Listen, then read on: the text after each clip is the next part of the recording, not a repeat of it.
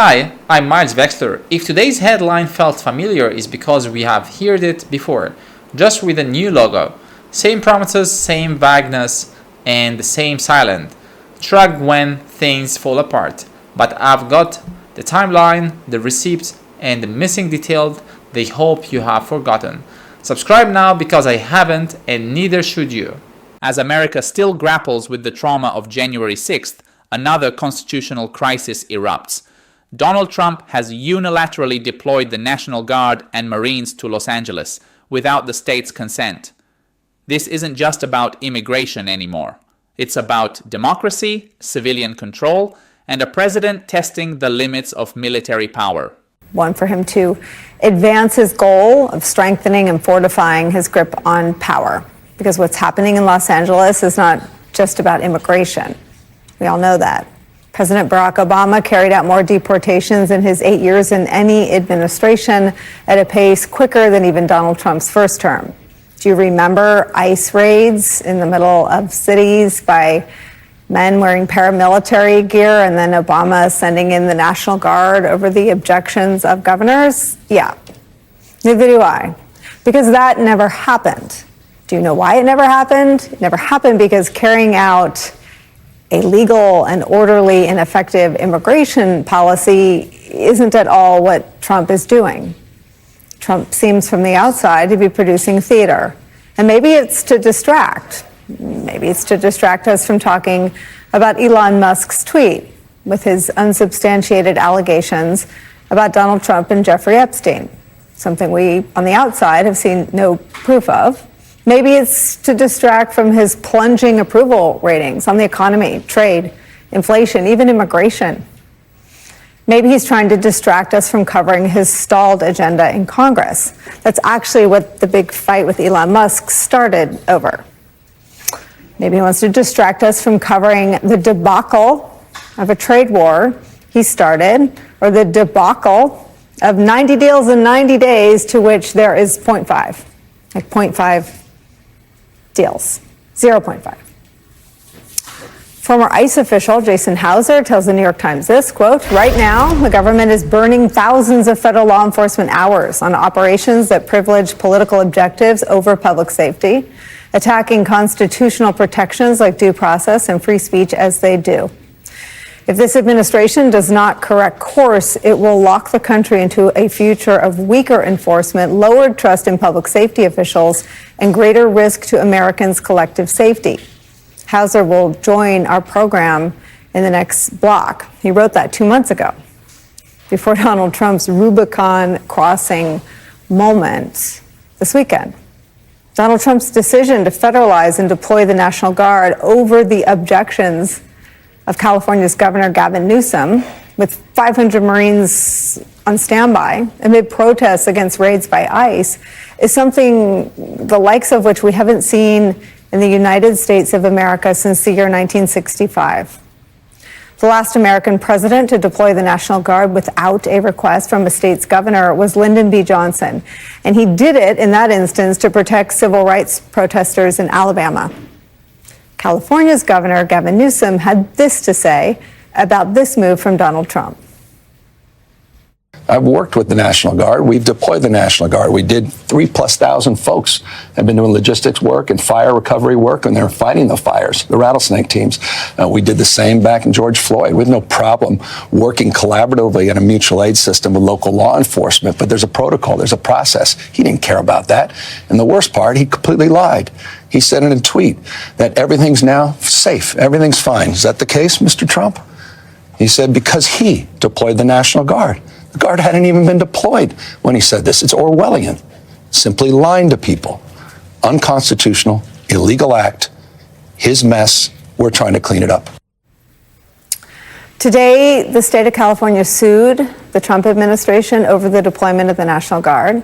He and other officials insist that the deployment has only made a volatile situation worse, something that they could have handled on their own. The New York Times reports this about the situation on the ground before Trump sends in the National Guard. Quote, although some demonstrations have been unruly, local authorities in Los Angeles County did not indicate during the day that they needed federal assistance. But the reality on the ground did not and does not matter to the Trump administration. The New York Times reports this as well. On social media, Trump, his aides, and allies have sought to frame the demonstrations against immigration officials on their own terms.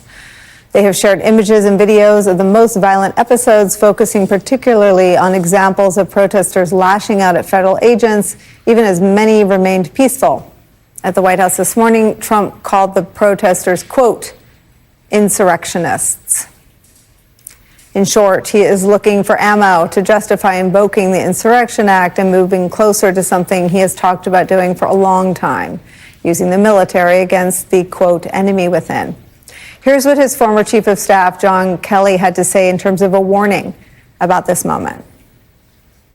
And I think this issue of using the military to go after American citizens is one of those things I think is a very, very bad thing. Even to say it for political purposes to get elected, I think it's a very, very bad thing, let alone actually doing it. When I was in the White House, for that matter, DHS, I was,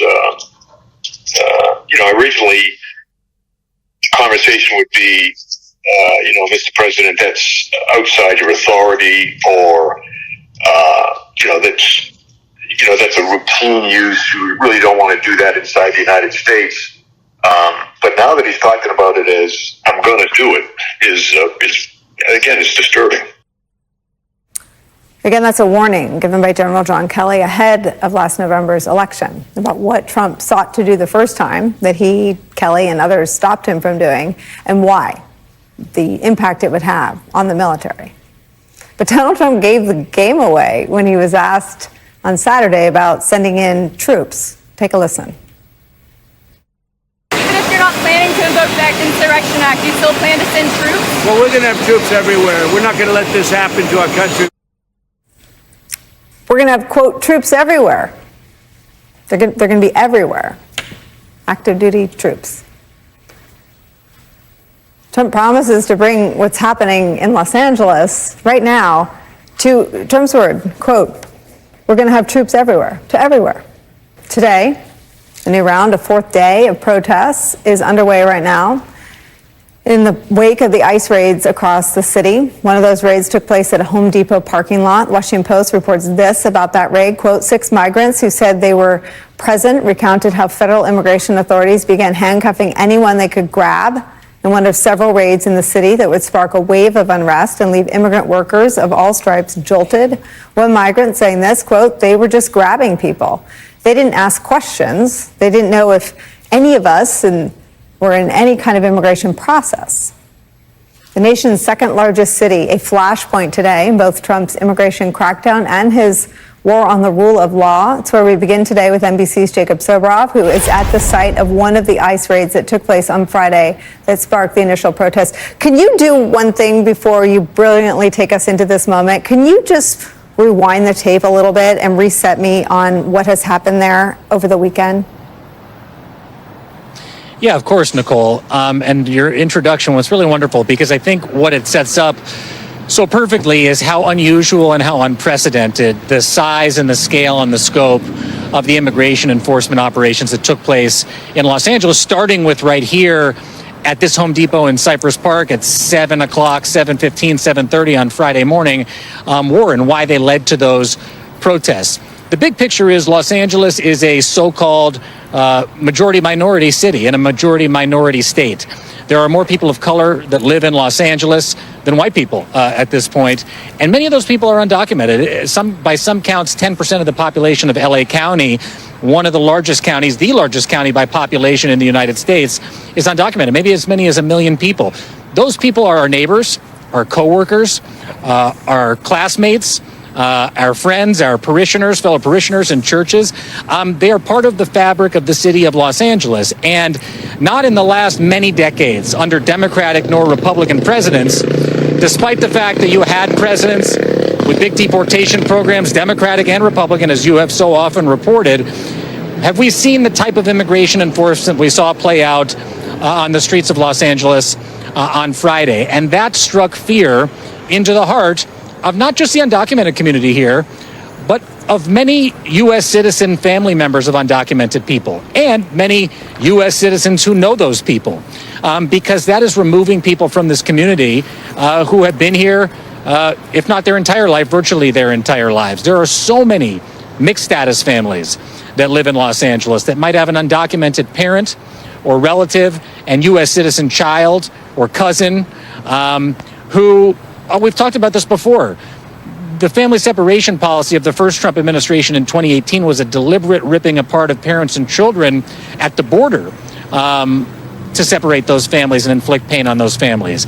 But when I say mass deportation is family separation, when I say those signs that were held up on the floor of the Republican convention, as I talked to you from the floor of that convention, was a sign of what was to come and why that is also a form of family separation. It is family separation in the interior. It's taking parents away from their children, not at the border and not in detention centers, but at a Home Depot on a street corner, or outside of a school, or at a workplace in the fashion district where they might be working in a factory.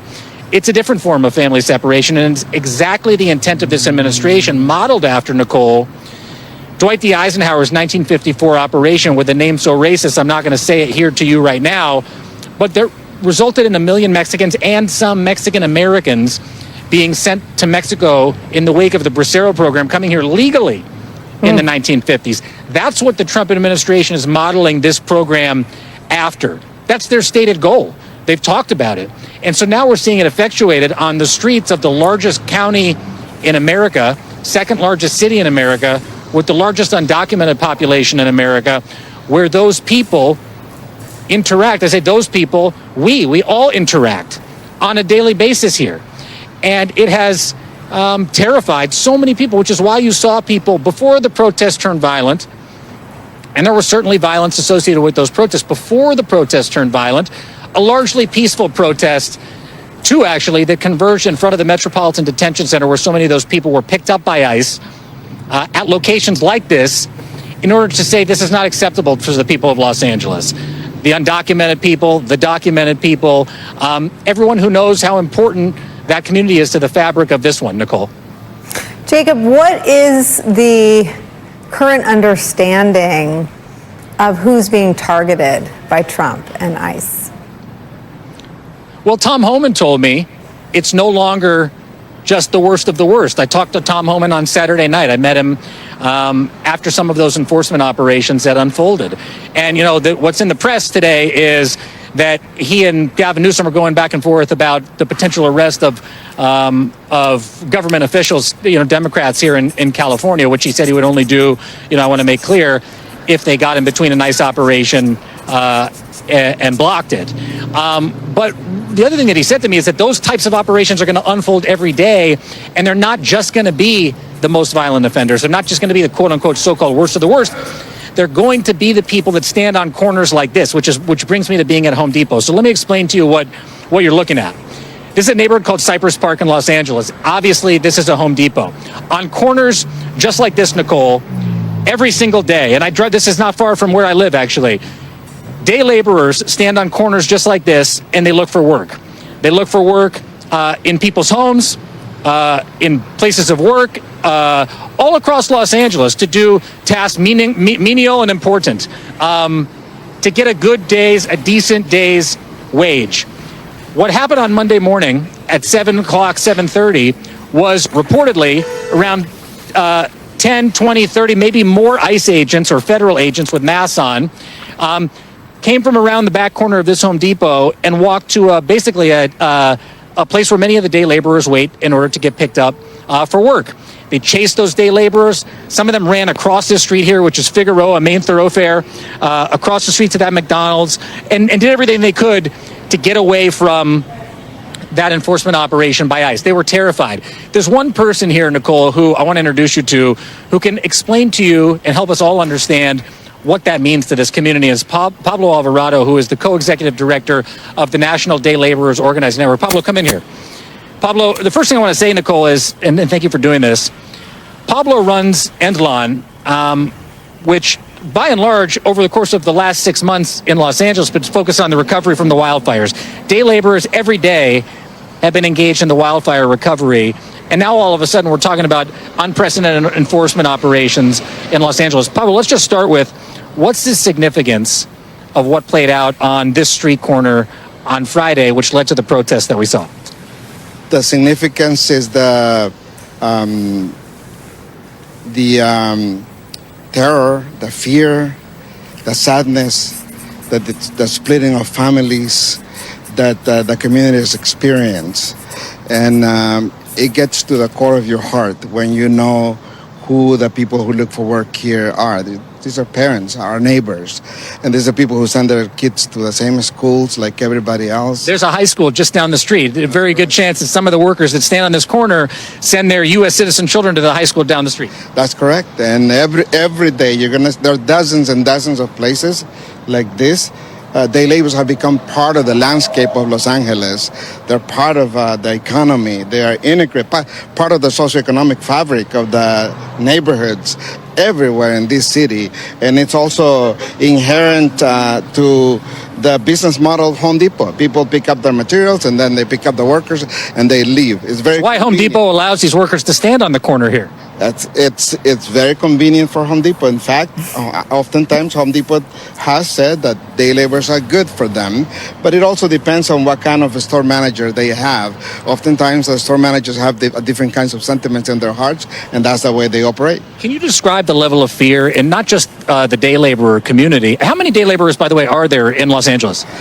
It is estimated there are about 25,000 day laborers on a daily basis looking for work. That's a snapshot. That's on a given day. 25,000 people.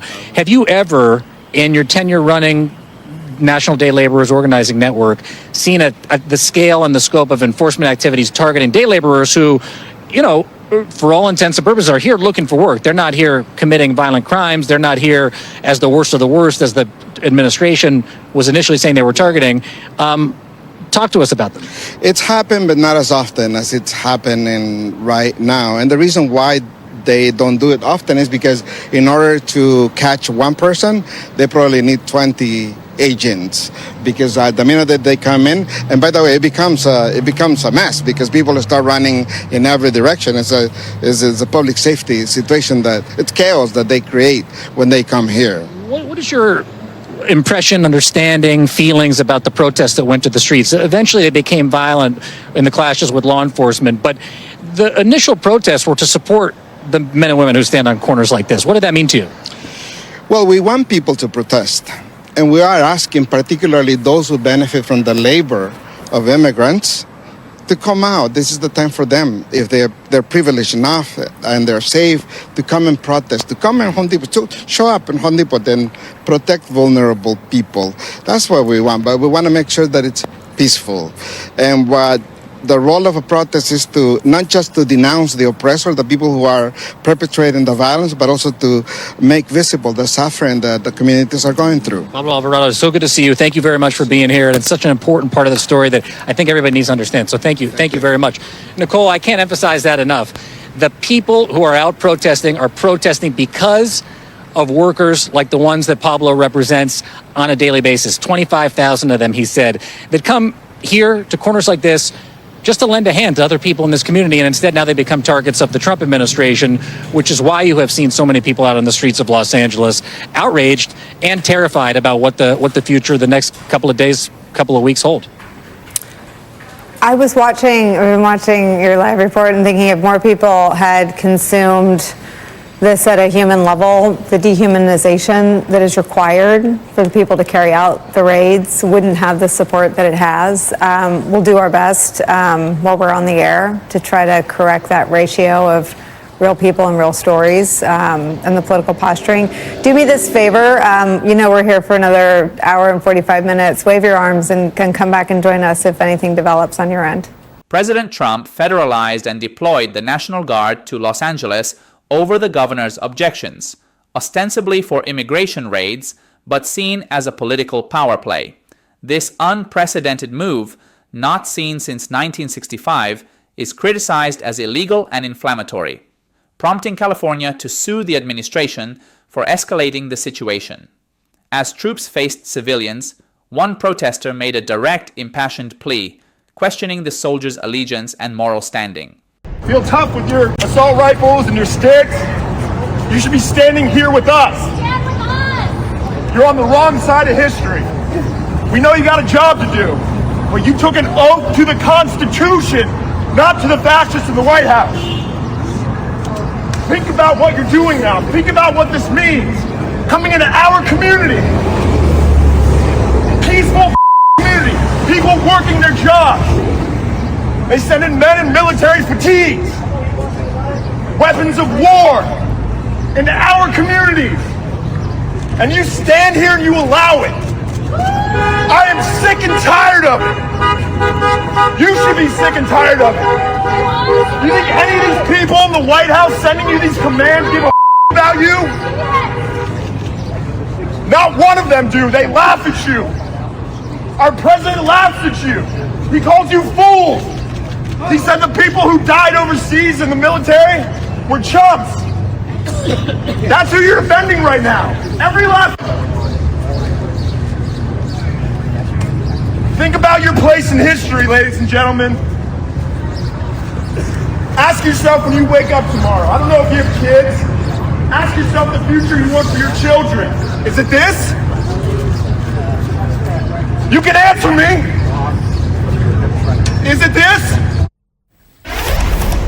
Tragic moment in our country's history, encapsulated there by a protester on Sunday, making a face-to-face direct plea to members of the U.S. National Guard deployed in Los Angeles.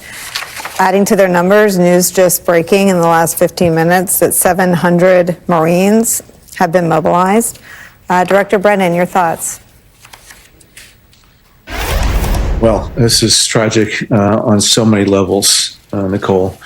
You know, as you pointed out in your introduction, nothing seems to be going well for Trump on his main policy agenda, whether it be on the economy or the budget or trade or tariffs or Ukraine or Gaza or China, whatever. And so I think what his tactic is just to then, since there's no positive motion on these fronts, cause commotion on the domestic front and appeal to his very nativist MAGA base, and also to, spark a confrontation and provoke a confrontation with the Democratic governor and mayor of Los Angeles. And so he's going up this escalatory ladder. And the fact that he would federalize these troops, despite the requests and the wishes of the governor, again, it just shows how much he just disregards not just precedents, protocol, as well as law and order, but he just wants to flex his muscles. And again, doing it against the immigrant community, doing it against the undocumented workers. And as Jacob, I think, so aptly said in his guest there, these are people who are interwoven into the local community. These are U.S. citizens and others who just rely on these individuals, whether it be for work or for parenting or support or whatever. And again, it just shows, I think, the heartlessness of the Trump administration, the lack of compassion, that he's going to do whatever he thinks necessary in order to continue to try to strengthen his political base. But again, I think now the mobilizing of these Marines, I think he's poised to, again, do further damage and to provoke greater conflict at a time when there is, tensions in this community that never should have gotten to this point. It was that deployment of the National Guard, federalizing those troops, that really, I think, did provoke the violence and the expansion of the confrontation here in Los Angeles. Director Brennan and Claire McCaskill are with us. I want to introduce former Chief of Staff at Immigrations and Customs Enforcement, Jason Hauser. It's a pleasure to get to talk to you. Your words have informed a lot of how we're approaching today, and I want to read some more of them. You wrote this, quote, "Every ICE agent dispatched to detain a non-criminal farm worker, construction laborer, or college student, many, if not most of whom have legal standing to work and study in our communities, is an ICE agent not investigating fentanyl networks, cyber attacks, human trafficking, or transnational gangs. Those are the actual bad actors who threaten American safety and sovereignty." I'd just love to hear from you, Jason, on this moment.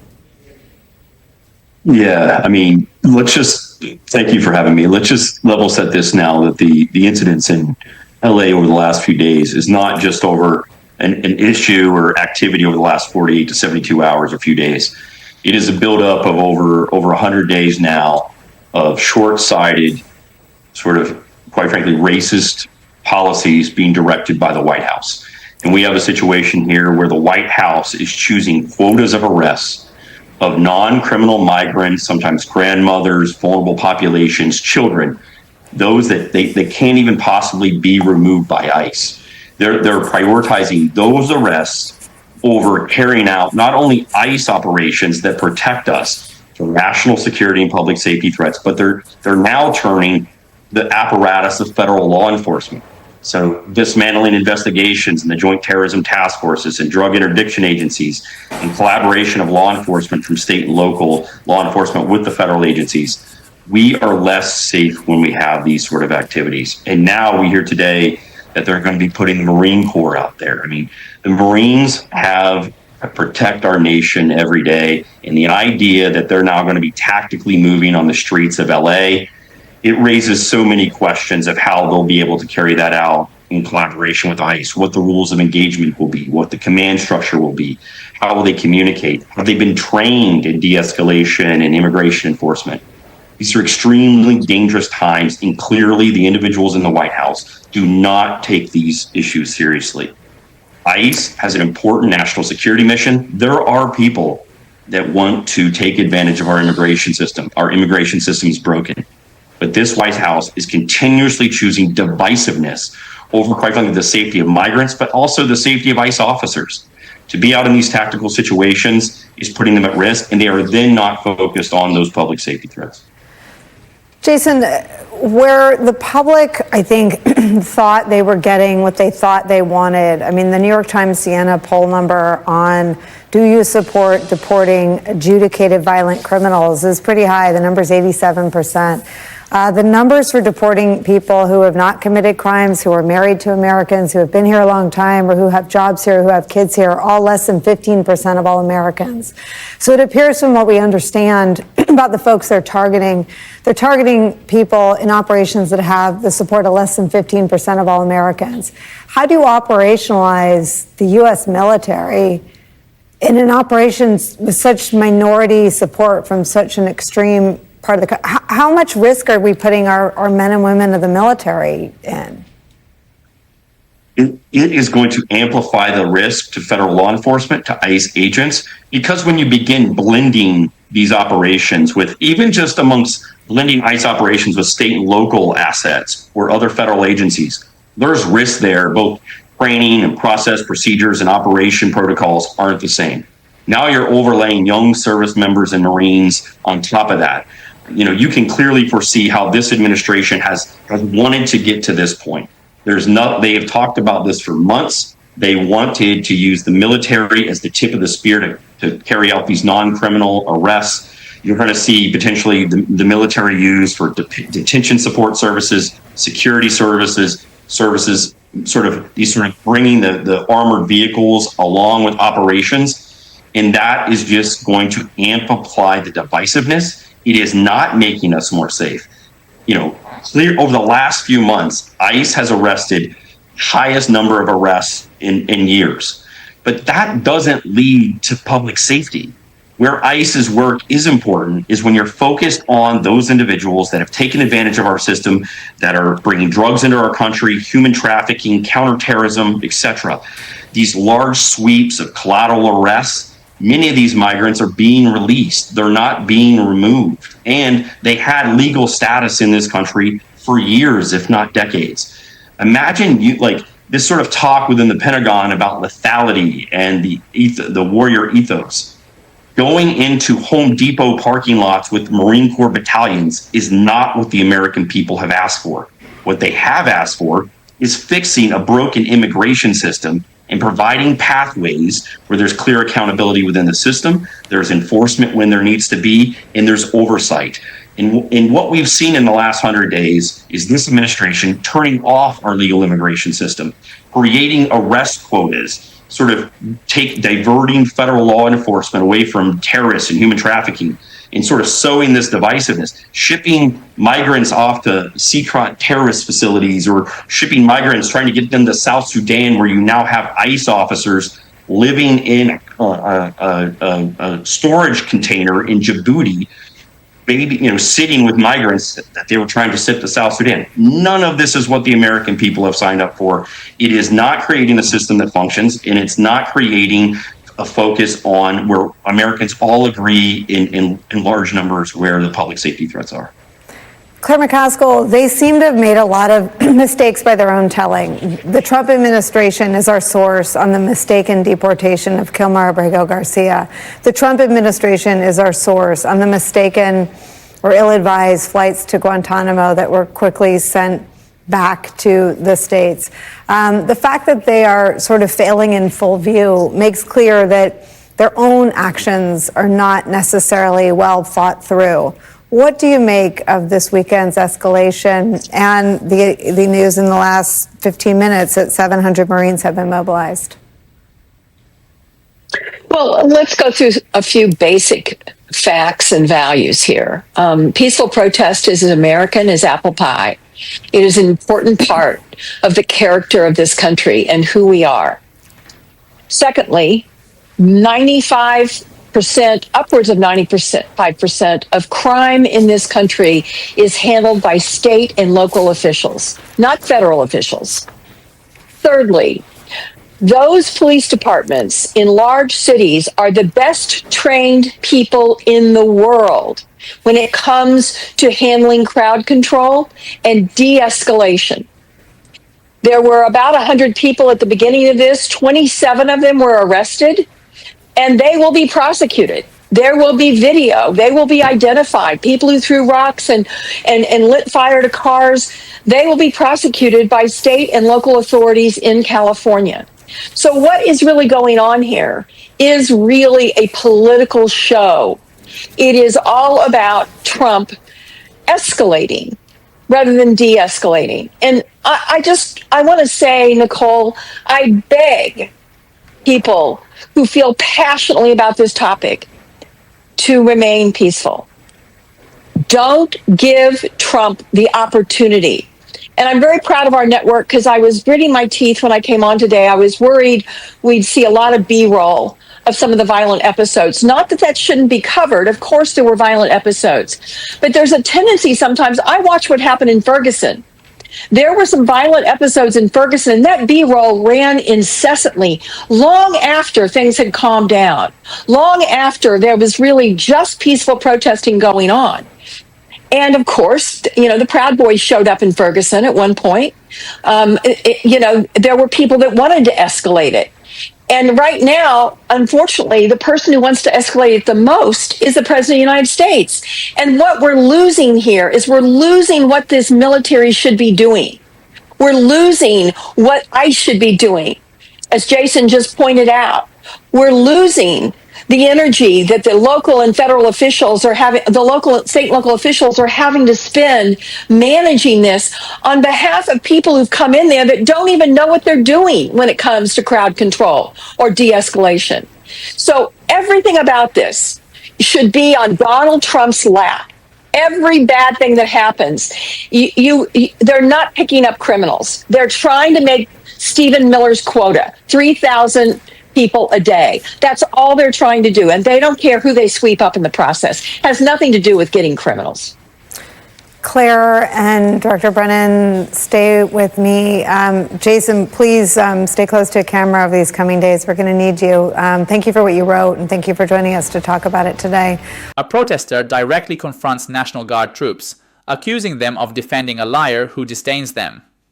Experts analyze Trump's actions as a tactic to create domestic chaos and distract from policy failures. The situation intensifies as 700 Marines are mobilized, deepening concerns about escalating the conflict. The escalation didn't stop with the National Guard. Now, active duty Marines are being deployed against American civilians on U.S. soil.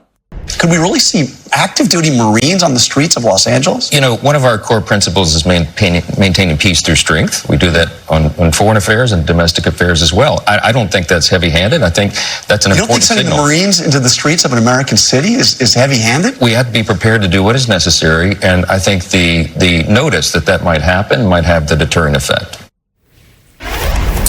So here we are, Republicans rallying behind Donald Trump's use of the military in the cities and towns and streets of American cities against civilians in Los Angeles.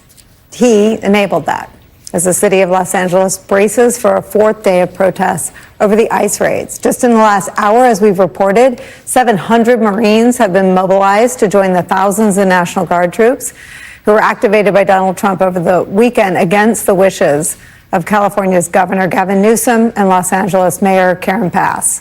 The deployment of the Marines is a significant escalation by Donald Trump, and his willingness to use the military as a show of force comes as a bookend almost to that military parade he staged for his own birthday.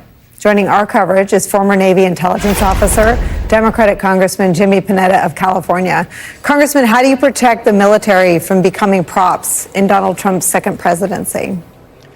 This is an issue that we've dealt with and we're going to have to continue dealing with, especially with this administration, that, as you said, it just uses it as basically props and chess pieces for this larger game. I mean, what we're seeing right now is that this situation in Los Angeles, which could easily spread to other parts of the country, is about retribution.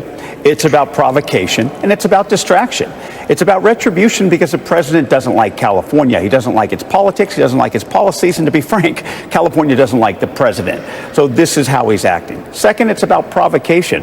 It's about the president basically sending the military in without any request from the governor or the local officials in order to set the framework, to get this fight. This is the type of fight the president and Stephen Miller want, to then provoke these protesters into this violence and to have this situation in which he can then justify the situation. And then third, it's about distraction. It's about distraction of this president's failed domestic policies, this failed bill that's going to be that's being determined right now in the Senate. It's about his failed foreign policies, and it's about this covering up this pathetic row between the president and the richest man in the world that we saw last week.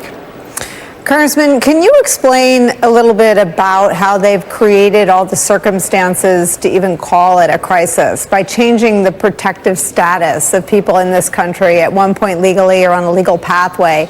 He's created his own pool of potential targets for deportations, and in most cases, from what we've seen in the court cases, not even back to their home countries. Yeah, I mean, this is a president who will always move the goalpost.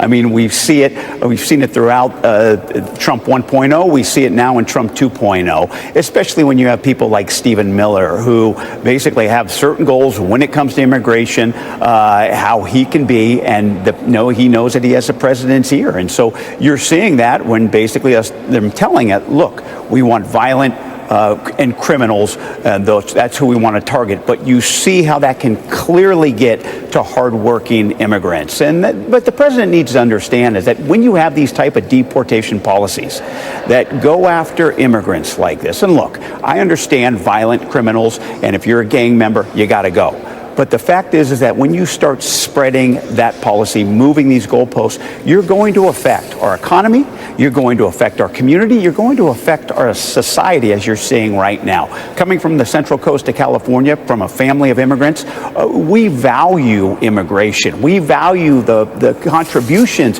that they have to our economy, and that they're the backbone of our agricultural industry, of our healthcare industry, of our construction industry.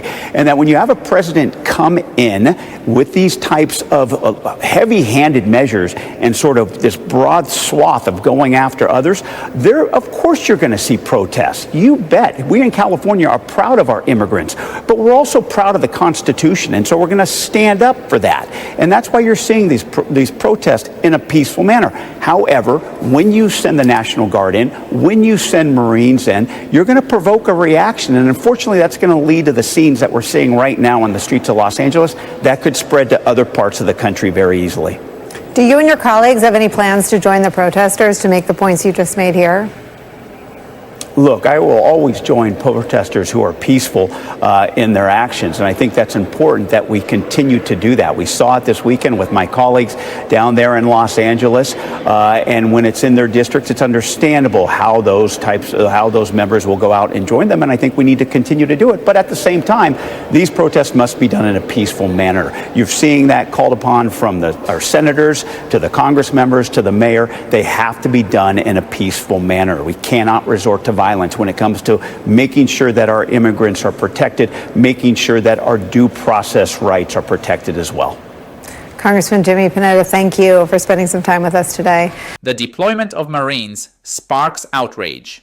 Congressman Jimmy Panetta labels it an act of retribution, provocation, and distraction against California. He argues the administration manufactured the crisis by altering legal statuses to create deportation targets, and warns that sending in troops will inevitably provoke a violent reaction. This deployment has now crossed a critical red line for many former top military leaders, prompting them to sound the alarm. Director Brennan, deploying active duty troops on the streets of American cities was a red line for General John Kelly. It's what got him to speak out ahead of the election for the first time ever in an interview. It was also a red line for Mark Esper, Trump's first Secretary of Defense after Secretary Mattis left, as well as former Chairman of the Joint Chiefs Mark Milley. There were confrontations in the Oval Office with Trump and Stephen Miller about doing just this. We're 120 or 30 days in, and he's now crossed that red line. Where are we heading? Nowhere good, Nicole. It should be a red line for everyone. That's not to deploy U.S. forces domestically here. It's clear that Donald Trump is tearing this country apart. He's pitting American citizens against one another. The National Guard men and women who have been deployed to the streets of Los Angeles, they're citizens of California. I'm sure they don't like the idea that they have to fulfill their obligations as National Guards people, despite the recommendations, the strong recommendation of the governor and the mayor not to do that. But Donald Trump is determined to have this confrontation and provoke confrontation. And that's why just listening to Mike Johnson basically say it's okay to deploy U.S. military forces domestically here against American citizens. I mean, just after 120 days or so of this administration, I can just, imagine where it's going to go over the next 120 days and over the next 3.5 years. And I'm hoping that there's going to be individuals of principle in the Republican Party who are going to say enough is enough. But, I've lost faith in so many of them who have just been willing to give Donald Trump everything he wants, again, irrespective of law and order, irrespective of the Constitution, irrespective of common sense, and irrespective of what keeps this country together, which is the people that keep us together. And again, I think Donald Trump is going down this road intentionally, again, to try to provoke these types of confrontations that's going to go nowhere good. Claire, Donald Trump thinks this is a winner for him. He's happy that this is what is on our air. He's happy that we spent an hour on it, and we plan to cover it in the next hour. But what he seems to have lost sight of is that the military is much more popular than he is. And there's no one in the military who thinks this is something they should be doing. Yeah. First of all, time for everyone who is in the military to speak up, especially those powerful retired generals and 4-stars that are in a position to speak out. Might be a good time for the veterans that are Republicans that serve in Congress to find their voice. I'm talking about you, Joni Ernst. I'm talking about you, Tom Cotton. I'm talking about you, Lindsey Graham. I'm talking about the chairman of the Armed Services Committee, Roger Wicker. This is a terrible thing to happen in our country. And here's how it's not going to be a winner, Nicole.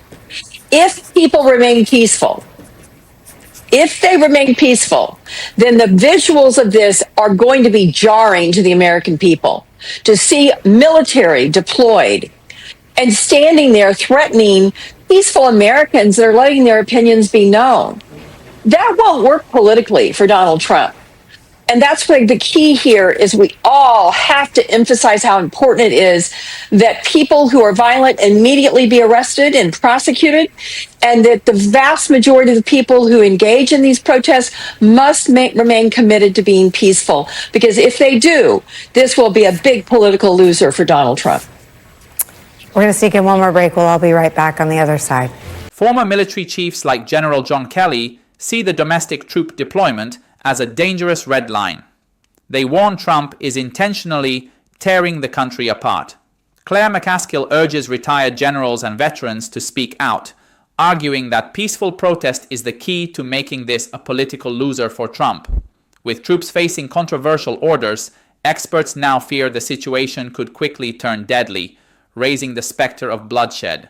Director Brennan, I don't mean to be provocative, and of course all the protests should be peaceful all the time, on any side, for any cause. But what are we to do about the violence being carried out against the most vulnerable people in our country, against people here legally or illegally, by federal agents who aren't identifying themselves and are masked in many instances? We seem to have lost the check on that.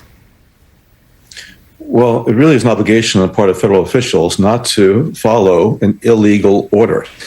In the Trump's first administration, General Milley, the chairman of the Joint Chiefs, realized that the U.S. military was being pulled down a political path, and he said no.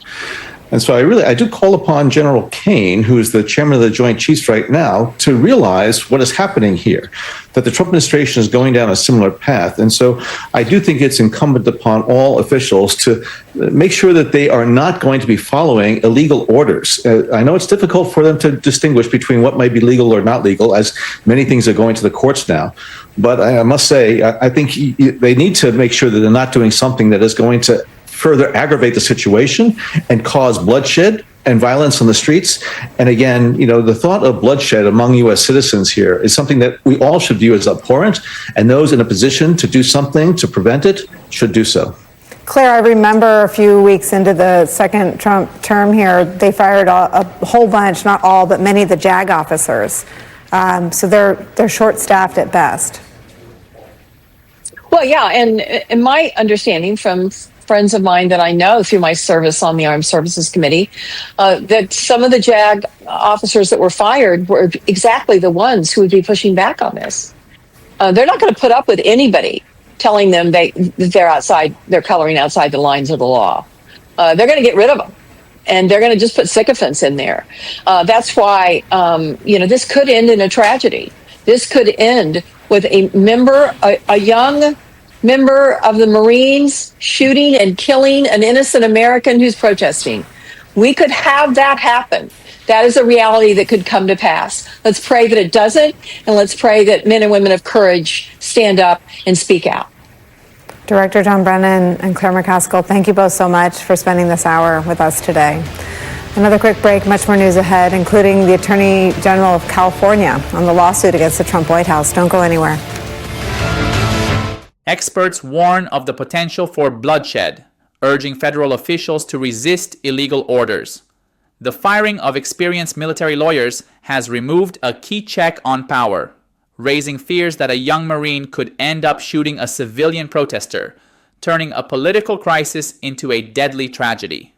Beyond the moral outrage, Trump's actions face serious historical precedent and legal challenges, which California is now pursuing in court.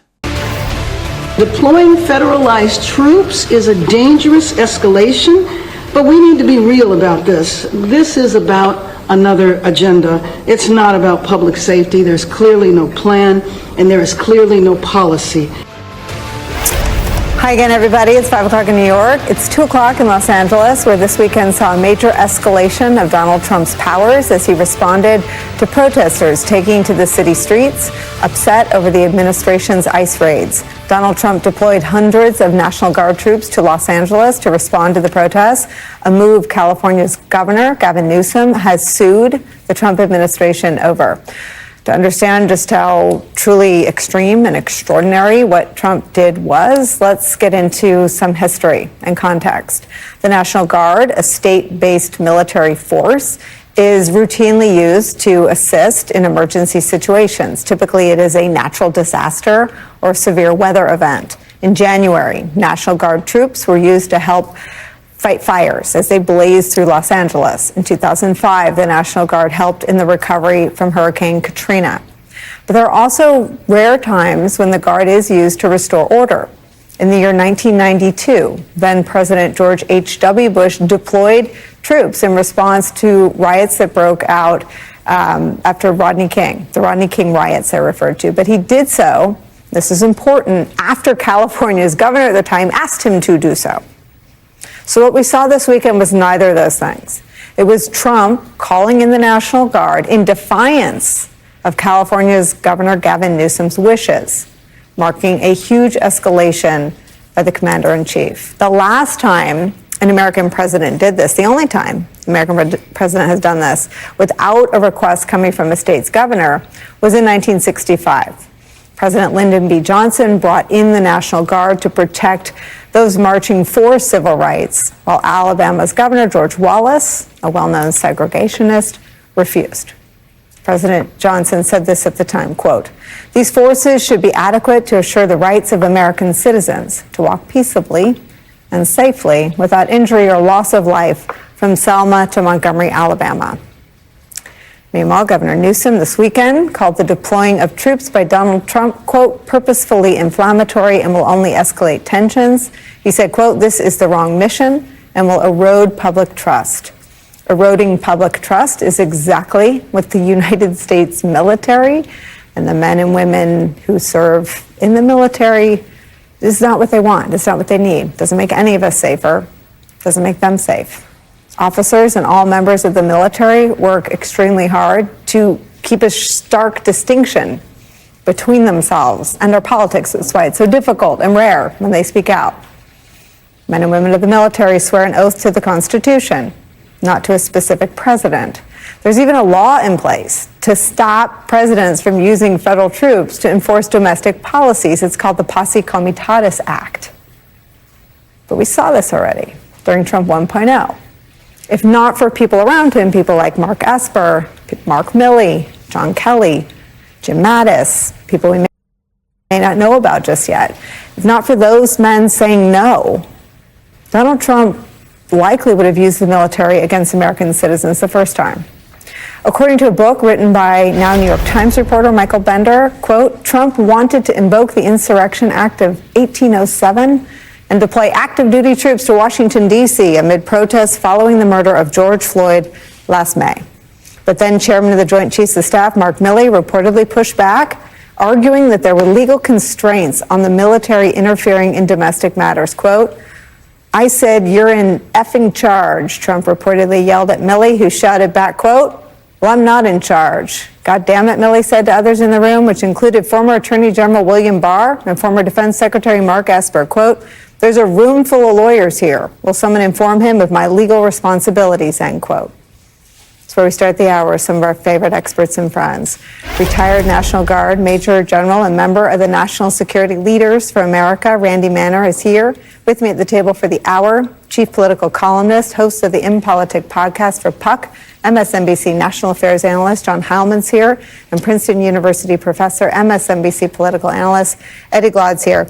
Let's start in history in case events intervene, as they often do while we're on the air. What does this moment feel like? I've been trying to find the language, to be honest with you. It feels as if Trump's ambition is now in full view, that the scene has been set. The barbarians are rattling at the gates. The feckless Democrats refuse to defend the country. And the warriors will now sweep in. And the question is, will we play our parts? So it feels as if the ugly underbelly of the country, right, is in full view in some ways, yeah. It feels predictable.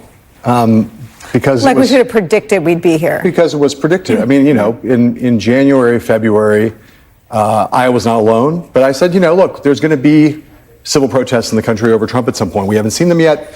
Unlike in Trump 1.0, we got them right away with the Women's March. And on the basis, and then the Muslim ban. The Muslim ban, but the Muslim ban, but really, I mean, the huge women's marches were the first, right out of the gate. And I thought, well, there will be mass protests at some point. This is not one, by the way, but there will be. And the question at that point was, are you counting on option A? Donald Trump will say people have a First Amendment right to do this and will be restrained, or option B, there will be some kind of overreaction, some kind of deployment of military force, something like what we're seeing right now. as it happens, this is not a giant peaceful protest. It was a small time, tiny thing on Friday that the LA Police Department had well in hand, which then Donald Trump, being the arsonist that he is, decided to go in and say, oh, there's some small kindling over there. Let me pour some gasoline on that and see what kind of flames I can make. Presidential pyromaniac. He just, that's his deal. But I think that this reminds me, in addition to being predicted, it reminds me of the moment you cited a second ago, which is the moment, again, totally different in the sense that the George Floyd protests were radically different in tone, substance, content, justification, everything else. But Donald Trump at that time, in both Wisconsin and Minnesota and in Oregon and Seattle, he kept talking about. And D.C. And D.C. Well, first in those places, the D.C. one came a little bit after, but he was frustrated, that he was not able to deploy. He wanted to deploy troops. He wanted to deploy the National Guard. He, I think, may in a couple of those places made a little bit of a federal feint towards them. He said that famous thing where he cited when the looting starts, the shooting starts. Right. And then the thing happened in Washington where not only in Mike Bender's book, but other places, he said he wanted to shoot. Why couldn't we just shoot some of these protesters in the leg? And if it wasn't for Mark Esper, crucially, and Mark Milley, no doubt he would have done that. He was totally on his mind. And today he brought it up, not the shooting in the leg, but I should have gone into Minneapolis, he said today in his press availability. He's still thinking about that. And so given an opportunity, provoking an opportunity, now taking the opportunity, I just feel as though it's very redolent and reminiscent of that period. And the big difference, of course, as we pointed out a million times, there is no Mark Esper now. Right. There is no Mark Milley now. Yeah. What there is Pete Hegseth. There's a bidding war among Trump's advisors to be more reflexively loyal to Trump, to do what they think he's going to want. So they're all running around rather than saying, hey, the Constitution, posse comitatus. Can you imagine the words posse comitatus coming out of Hegseth's mouth? No. But, there's no restraints. There's no brakes. They're greasing the skids towards this conflict rather than pulling on the brakes. And I think it's scary. So with the table set, General, where does that leave the military? I think there's two important things that we've got to remember. It doesn't matter whether you are on the left, on the right, or the center. There's two key issues at stake here. One is the freedom of speech, which is being impeded and it's being stomped on right now. And everyone across the country, no matter what your party, has to understand that. The second one is, it's kind of interesting why this particular federal government is actually stomping all over states' rights whenever they espouse that local authorities should have the ability to take care of their citizens as they see best.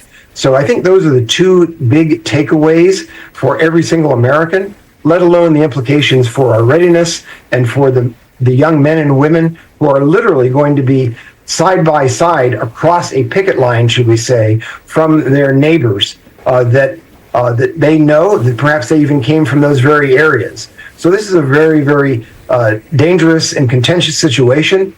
It is totally an inappropriate use of the National Guard, particularly where the governor asked for no help. That's something that just, from my position as the acting vice chief of the National Guard Bureau under President Obama, we would never have imagined ever doing this in this situation to impede free speech, to impede what, quite frankly, for the majority of the people, has been peaceful demonstrations.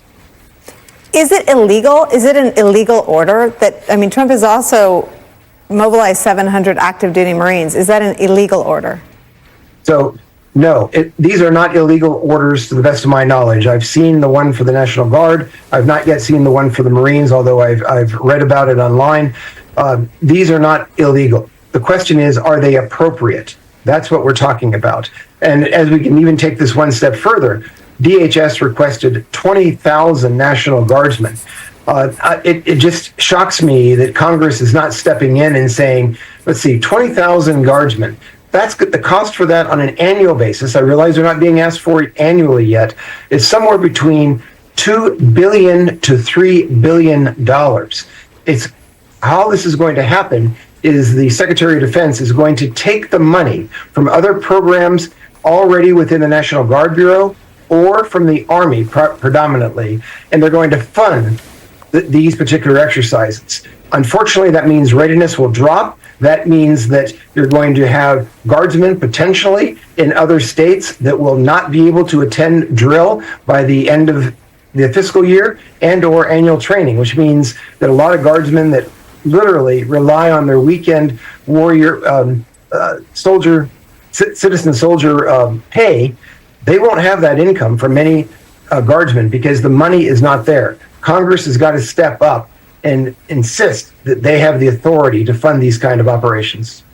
So, General, if there are legal orders, what is in the system to protect the military from being called up like this, to being mobilized on the streets of American cities, as you said, to maybe end up face-to-face against a family member or a member of their own community? Is it norms? Is it Congress?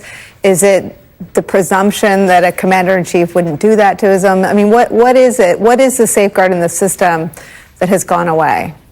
So, number one is that the law as it exists right now is somewhat ambiguous, which means, quite frankly, in this particular case, the president is giving a legal order. That's why the Adjutant General of California must follow that order from the president through the Secretary of Defense to mobilize those 2,000 people to be able to place them under the federal control, not state control. Once they leave the state in terms of authority, I mean, they'll still be there physically, but they will no longer be responsible to the Adjutant General or to the governor. So we have to step back a second and say these are legal. It's not what the average leader ever does and has not done for 60 years. So we're again in uncharted waters, and it's very, very nebulous, and it's also, quite frankly, it's what's most appropriate compared to the messaging that he's trying to give, which is actually one of escalation, not one of de-escalation. So it's a lawful order to deploy active duty Marines in the state of California, have them under the command of the federal government and no state official. Is there any act that would be illegal, or do they have free reign once they're there and deployed and under the direction of federal authorities? Because of posse comitatus, they are not allowed to engage in law enforcement activities. They can engage in force protection, meaning to protect the force. They can be involved in transportation, in other logistics functions. They can be involved in communications. They can be involved behind the scenes.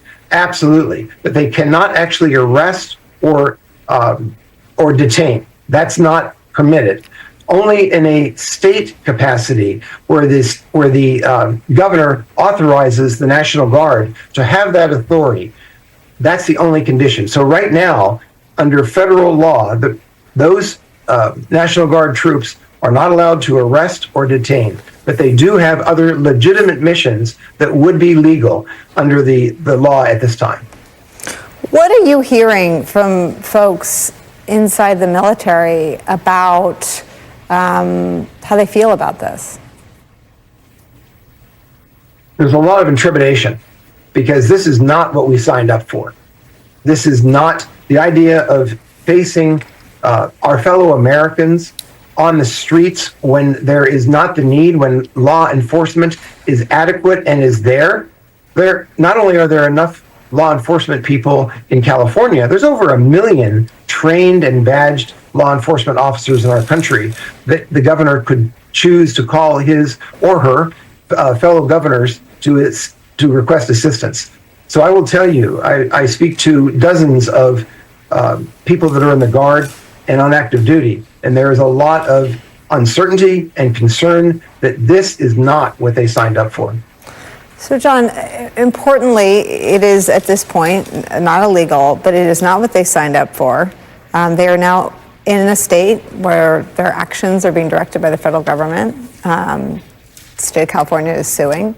And just at a human level, it's just surreal to imagine a Marine maybe standing off against someone they went to high school with or someone in their own family. Well, right. And to go back when I said this was predictable, there's another element that's predictable, which is, again, and predicted by, I'm sure, multiple people at this table, which is that if this thing unfolded, this kind of thing unfolded, it would be over immigration. And when we talked about the dramatic, sweeping, draconian immigration policies, we thought, well, if they're going to deport that many people, Eventually, they're going to have to start deploying some kind of federal resources to do that because there aren't enough cops in the country. There aren't enough ICE agents in the country to deport the numbers that Donald Trump was talking about during the campaign. So you all thought either he's going to deport a lot fewer people, or he's going to need to eventually deploy some federal, whether it's National Guard or whether it's active duty military. And of course, we all said there are going to be many people in the Guard and in the military who are going to look at people who are being asked to put stuff in the back of a truck on potentially illegal ICE orders. And say this is going to be there's going to be a lot of conflict because they're going to see people who are their literal or metaphorical friends, family members, and neighbors in that situation. It's totally surreal, and I do think that the one element of this that's really important is that this escalation versus de-escalation, because the truth is right now it's asymmetric. Right. The Trump administration has control over its Guardsmen, over its Marines if they go. The police they have agency. The governor of California is not controlling what's happening on the streets right now. Mayor Bass is not controlling what's happening on the streets. They can give speeches in which they say calm down, but there is some combination of people who are legitimate protesters who are having their free speech denied, their rights denied. There are people who are agitating in the streets. There are people who are engaging in violent acts. This is part of the problem of those kinds of some of these spontaneous things, and why when you pour gasoline on the spark, why it bursts. Because there are some people who are bad actors out there, and these things have a kinetic quality that is out of control, and it's why things like this Marine can't do the following thing, can't engage in this. Well, those are the rules of engagement, but if things spin out of control, and I will say back in the day of Rodney King, things did spin out of control, and a lot of people were doing things that they didn't think they were going to have to do when they were dealing with a genuine riot, which we still haven't seen in LA. But that's the problem, is that side of the equation is under no one's control, and that's what Trump's counting on. A historical review reveals Trump's action is unprecedented, unlike LBJ's use of troops to protect civil rights marchers. While the order may be technically legal due to ambiguous laws, it violates long-standing norms and the spirit of the Posse Comitatus Act. California is now suing to challenge the deployment. Beyond the legal arguments, this military-civilian showdown is sparking a profound and historic debate about the very identity of America. We're back with Major General Randy Manner, John, and Eddie. Eddie Glaude, you were bursting as we were droning on. No, I'm just thinking about what the country is primed to accept. There is the reality that Donald Trump is breaking every norm. He's extending the scope of executive power. We know that what he's doing is a spectacle for his base. All the talk of the fallout between him and Elon Musk, all the talk about the bad version of the big beautiful bill, all the talk about the grift in the administration is now gone. So the people who were clamoring, I led with it. It's not gone. It's not gone. But what I'm saying though, is that is it the case that because this is happening, the cracks that we were noting last week and the week before, will that disappear now that folk have their red meat? Now that they're going to see the spectacle of quote unquote LA on fire, which it's not, right? What will happen? Will he activate the ugliness that got him in office in the first place? Will folk now declare why they love him? Because we know that he's always good on the immigration question. And then the second thing, this reminds me historically of it's not a clear analogy, but when the nation, when these political factions divided the nation in between slaveholders and slave catchers. When they made everybody with the fugitive slave law, all of us had to, if someone escaped, all of us had to return that particular piece of property to these folk. With ICE running around LA, forcing people to make choices. Will they protect their friends, their neighbors, their family members? Will they confront these folk and they're terrorized? You see people crying, you see babies crying, and these people come in here and do this shit? Like, what are they supposed to do? And then you just add the police into that? We know that the country's about to pop. So I'm sitting here trying to figure out, excuse the cuss word, I'm sitting here trying to figure out, right, what will the country stomach? Are they going to allow this man to do this? And the answer that I keep coming to is yes. Say more. I don't know what else to say. Here's the thing. Donald Trump, as a political charlatan of sorts, gives Americans license to be who they really are. They don't have to pretend. And when you see what they really are, who they really are, these people who support him, right? It's dark. I guess my hope would be that, the people he's deporting, 9, 12, and 15% of all Americans support the deportation of men and women who've been here a long time, men and women who've had their children here, and men and women who have jobs. 9, 12, 15. Right. 87% of Americans support deporting adjudicated violent criminals. That's not who he's picking up. Right. Right, but he's still picking them up. He's still, I think, I've been in Paris, I've been in France for the last week. And I had this interesting conversation with this guy. He said, he's an older guy. And he says, when I was young, all that I ever wanted to do was to come to this country, to come to America. Everything about America was the place that I dreamed. Now my children don't want to have anything to do with that place, right? So there's that reality. Then I fly back in last night, and I'm hearing and I'm watching this in Charles de Gaulle before I get on the plane, and I get back here, and I'm just wondering over and over again, right, what have we become? Because you can cite those numbers, but the world that we inhabit is that Tom Homan and others are terrorizing our communities, right? And it's happening, even though those numbers say that a lot of people disagree. I think it's a big, complicated country, and I'm with you, brother, that there are way too many people for whom that's okay. And we'll let our fine with it. They applaud it. I think it's a good thing. I'm from California, so I've had people my whole life like, a lot of the country hates California. They don't even think California is part of America. They look at that and they don't think it's really in their community. They don't think it's in their neighborhood. So they see what's going on there. They think, they see a picture of a guy in a mask with a Molotov cocktail, or they're lighting a fire and applauding, cheer, whatever, and they think, nuts in California. Trump's doing what he needs to do. And that's circumstantial. They wouldn't feel that way if he was in Dallas or if he was in wherever their hometown is. There's, to your point, Nicole, I think there are tens of millions of people who are outraged by what's happening. There are tens of millions of people who are not outraged. That's a troubling thing if you're of your cast of mind and my cast of mind, Nicole's. But I think one of the things that part of the reason why Trump is able to do these things is because they are these, we say, Tom Homan, there's all these isolated things we could point to that are terrible.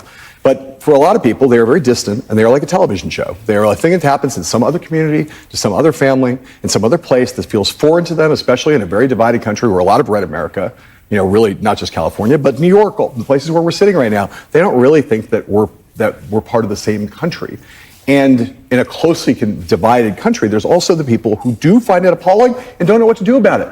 I mean, what would the council be if you said, well, they're going to allow him to do this? I totally get the impulse. But for all your liberal friends out there who would like to know, what would you like me to do, Professor Gilad, right now, to stop what's happening in LA? That would be effective, that I would be able to do today. What would I like? I'm not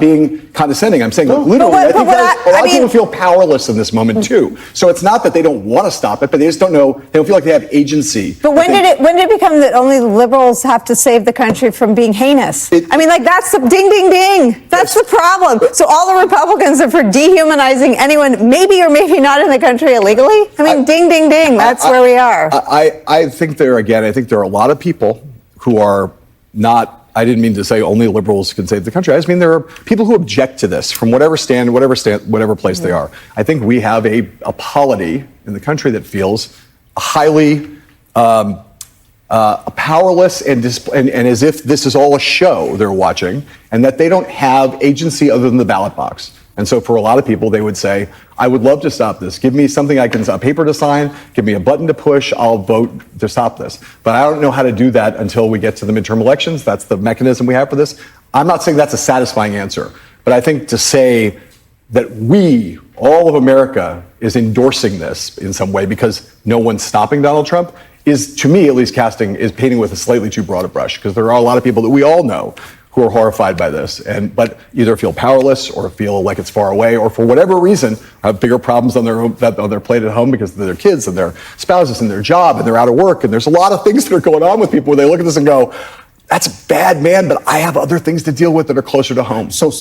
I'm not excusing it. I'm just saying that's how a lot of people think about it. Selfishness and greed stand alongside health. So you're self-interested, right? Sentimentality is oftentimes the mask for cruelty. Oh, I feel for you. My wet eyes, I cry, but I don't do nothing. I don't do anything. And communities have to bear the burden of this. So what can we do? We can actually say no. And what does that look like? In its details, right? It could be all of the elected officials getting on the ground in California, in Los Angeles right now. It could be fundamental challenges on the part of the Democratic Party to this mess. Instead of kind of doing all the things that they're doing, it doesn't seem like it has any impact other than let's bide our time until the midterms. In the meantime, families are being broken apart. The country is being torn apart, right? So I hear you. I got my own life to live. I got to go to work. I got to take care of my kids. But look at this. He's deploying the freaking National Guard. He's Marines. When that happened in the past, it was actually to protect liberty. What is this for? Right? So you're going to go about your life as the country's falling apart around you? You're on this damn ship too, it seems to me. I don't disagree. I don't disagree. Man, you're describing the world as it should be, and I'm trying to tell you about how I think the world is. And when you meet a lot of people out there, and you can. This goes to my point. I agree with you, but again, there are a lot of people who are struggling in their own ways. Yes. I mean, I don't mean in a selfish way. I mean, are struggling in their own ways, and they're, like I say, they don't understand what the agency is for them to affect the thing that you're talking about. The critique you made of political leadership is, I think, is more easily comprehended in the sense that it is true that the Democratic caucus could meet tomorrow and decide to take some kind of dramatic action of that kind. I think that's a thing that is that's what leadership. But can I just say that the Democrats lost the election, but the Republicans didn't win because of this. Right. They ran on deporting adjudicated criminals. That's what has 87. So I guess what I was trying to say is the country doesn't work if one of the two parties is the only one that treats other humans like humans. Right. You can't have the other party all co-signed onto the dehumanization of people. And they're not even, these are people that may or may not be here legally. They changed the status for a whole bunch of people already here. They created the pool that then they proceeded to target. So, yes, I always think the Democrats could do more. They have the facts on their side and they have public support on their side. That was my only point with the polling. Yeah. But it is clear that the country doesn't work. It's clear that the military can't be protected from a potential debacle. Yeah. If only one of the two parties cares about human beings, if only one of the two parties cares about the safety of the men and women in the military, it doesn't work. I agree. You're describing our circumstances on a lot of different issues right now, Nicole. True. A totally dysfunctional Republican Party is bad for America. Bad for America, bad for the military. Major General Randy Manner, I will spare you from having to jump into it. It's become a family debate here, unless you'd like to get a last word. Well, I tell you what, I think it's very important that we all remember that we are all Americans. And in asking that question about what can we do, there's really three things I think we should do. One is volunteer in your community, whether it's in your church or your community, for the causes that you believe in. Take action locally. That's number one. Number two, please write and call your elected officials and express your dissatisfaction with what is going on. Doesn't matter what party they are, just express it. And I think number three is contribute to organizations that you believe in to help foster something that is going to make a difference that you believe in. I think those three simple things are going to make each American feel that they're helping their fellow brothers and sisters, fellow Americans, in a better way. So I would encourage all of us to remember, the bottom line is we are all Americans. We are in this together, and we've got to figure this out together. The crisis in LA is sparking a profound debate on national identity. Analysts argue Trump is exposing America's dark underbelly, leaving many feeling powerless amid the political theater. This confrontation between the state and its people forces a hard look at what the country has become and its future. While these existential debates unfold, the situation on the ground in Los Angeles is growing more tense with an increasing military presence. I'm going to bring into our coverage NBC News correspondent Gadi Schwartz. He's outside a federal building in Los Angeles. What's happening right now? Gadi, can you hear us? Hey, I'm not sure if you could hear me. I can't hear you. But let me show you the scene that we're seeing right now. We're in front of the federal building here in Los Angeles, and you can see this is the National Guard. These are the National Guard soldiers that have been stationed here since we believe last night. There's a big federal building on the other side. Is this holding facility, the MDC? That's where, if you are taken into custody by ICE, that's where you're processed. But you can see this crowd. Let me walk this way. You've got a crowd that's starting to gather here. This is Temple and Los Angeles, and they are standing here looking at the California National Guard. This is the California National Guard contingent, not the ones that we are told are going to be coming from 29 Palms. This is the National Guard contingent that has been here since yesterday. But you see that they are having to face off with the protesters that are down here. Many of these protesters have been yelling at them for quite some time, but so far things have been relatively peaceful. Some music over here, so we're going to walk this way. But right now, the crowd is maybe 200, 300 protesters. This particular location, there's another group of protesters, maybe 100 protesters, 200 protesters that are all also facing off at LAPD. But as we understand it, this is a federal building. Again, on the other side is MDC. From what we've seen, it's been very difficult for LAPD or for federal authorities to kind of come back in, resupply the soldiers that are here protecting the front and the soldiers that are on the backside protecting the Sally Port that we saw yesterday. But this is the scene that we see right now. So far, everything has been peaceful. We saw some faith leaders right here kind of trying to keep the temperature down. But right now, this is the scene as more and more people show up to this protest. And I don't have IFB. I can't hear you. So I'm going to send it back to you, Nicole.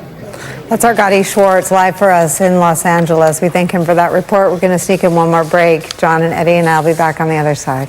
Reporting live from Los Angeles, correspondent Gotti Schwartz shows National Guard troops standing off against a growing crowd of protesters outside a federal building.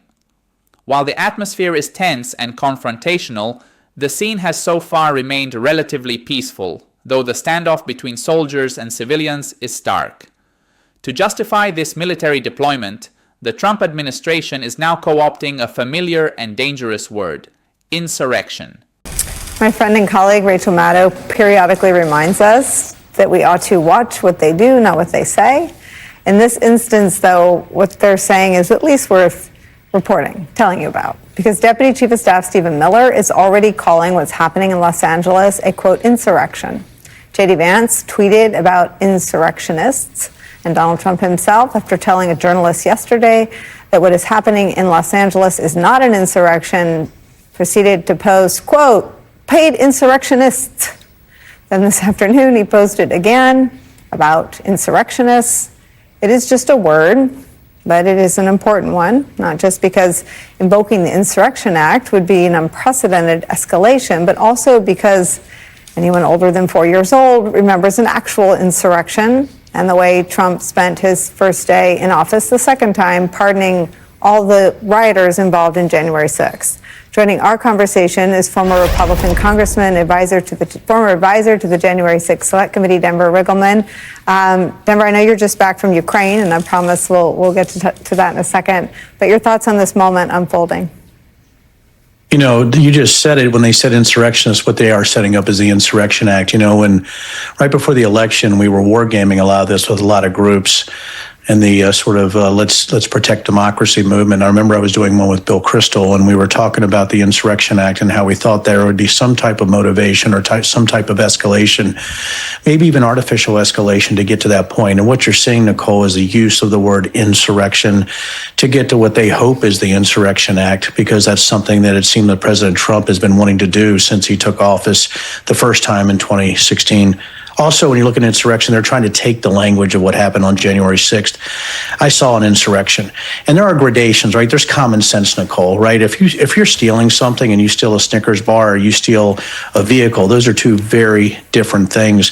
And what they're trying to do is they're trying to apply the escalation of violence, or the deliberate escalation, right, of activity with the National Guard to an insurrection when you have people that are actually going against the escalation of that violence from the government rather than the proactive measures of the January 6th insurrectionists who planned it, whether they're Proud Boys, Oath Keepers, the other white nationalist groups, rally planners, all the people that were involved that we know of, from text messages all the way to phone records. So I think that's what you're seeing, Nicole, is exactly that, which was brilliant, right, is they're trying to take the language of January 6th, but they're also trying to frame the need for the Insurrection Act with the escalation of violence that they hope happens based on the National Guard being in that area. I don't say this a lot, so when I get to say it, I'm going to say it out loud and twice. I agree with Kash Patel. I agree with Kash Patel. He tweeted this: hit a cop, you're going to jail. Doesn't matter where you came from, how you got there, what movement speaks to you. If the local police force won't back our men and women on the thin blue line, the FBI will. It would be wonderful if Kash Patel said that to Harry Dunn's face or Michael Fanone's face or any of the other dozens of officers who defended the United States Capitol on January 6th. Do you think they think their own base is stupid? Do you think they think we don't know what happened on January? I mean, why? How do they say those things without caring about the officers that were hit by Trump supporters on January 6th? It's the thing that really bothers me. Harry was with me in Ukraine, Nicole. I don't know if you knew that or not. And I don't know if anybody's been around Harry Dunn, but I don't think Kash Patel is going to tell Harry Dunn to his face that, based on what happened, right? Or Fanone, for that, Michael, for that matter. The fact is, he's just full of crap, right? This is them trying to set up another narrative outside of what really happened on January 6th, but it's lying. You know, it's just sort of this pathological need for machismo that comes out of a lot of these individuals, right, who I don't think could make the JV baseball team. That's really what we have here. And what you're seeing with this type of chest thumping, again, is gearing up to what you're seeing in LA and what they hope to happen, which is them actually rolling in and some of the campaign promises that President Trump wanted to actually keep, but he's trying to make them happen based on the National Guard being deployed. So yeah, Kash Patel's full of crap. I mean, he shouldn't be there anyway. But what you have is somebody who really has no sense of what he's saying, or he absolutely does, and it's the cynicism of what they did to the police officers on the Capitol steps on January 6th. And now he's saying this ridiculousness, like somehow there's some parallel where they've completely forgotten or trying to whitewash this. So you're right, Nicole, they think we're stupid. But, you know, there's a whole huge portion of the population who just really doesn't care what's happening in LA. They just don't care. They are living their lives. They voted for Trump, over 77 million people. And I think what they're saying to them is something that they say, I voted for this. And that's what I'm seeing on social media, is this sort of rah-rah, I voted for this, while showing pictures of people running from law enforcement. And I got to tell you, that should bother every American if that's where we're going as a country. What do we do about that? You know, I was listening to the prior segment. I know John was talking about the midterms and listening to Eddie, but what we have to do about that, I told people that we're almost to the point of intellectual house-to-house fighting, where you have to be confrontational with people verbally, not physically, but you have to be confrontational with people to their face, and that's what I am. And, you know, you can do it sort of gently. You know, I used to call it compassionate confrontation. I don't know what you would call it now. Because to me, I'm getting to the point, I'm so angry. If somebody comes up to me, January 6th was a day of peace. You know, this is a real insurrection. January 6th wasn't. The fact that there's propaganda and lies and things like Kash Patel. When you have people that you know and they come up to you, I know that there's people that say, hey, we got to reach out, have to have an olive branch. But if they refuse to reach out, there has to come a time, whether you're at a family reunion, a restaurant, or you're anywhere, where somebody says something stupid or it's completely against what facts are, you have to stand up now. And I think that's why we're at a house-to-house phase of truth-telling, right? And, you know, Hunter Thompson said it best, right? The million-pound SHIT hammer, right? And I think we got to come with a facts million-pound hit hammer, right, as we're going at people, because I think that's the only thing we can do right now. And let's also hope that the midterms, we do have people that come out to vote at this point. But it's amazing. Me as a former Republican, Nicole, I'm absolutely horrified at the propaganda that's just spewing out of the White House.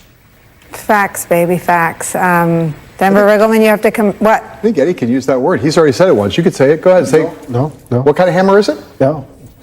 I thought once you already. We have a quota for swear words. I do not want to say million-pound shit hammer on air. Well, there we go. Lower swear quota. Denver, you have to come back tomorrow. We should share with our viewers. You were originally booked to talk about your time in Ukraine. You're just back. We'll have that conversation tomorrow. The Trump administration and its allies are now deliberately labeling the LA protesters as insurrectionists. Former Congressman Denver Riggleman analyzes this as a cynical strategy to create a pretext for invoking the Insurrection Act, while hypocritically hijacking the language used to describe the actual January 6th attack. The most haunting moment of MSNBC's Deadline White House on June 9th wasn't a statistic. It wasn't a policy debate. It was a civilian staring down armed troops in Los Angeles and asking a question that sliced through the political theater like a scalpel. Is this the future you want for your children? That question wasn't rhetorical. It was a desperate final warning to a nation sleepwalking into authoritarianism.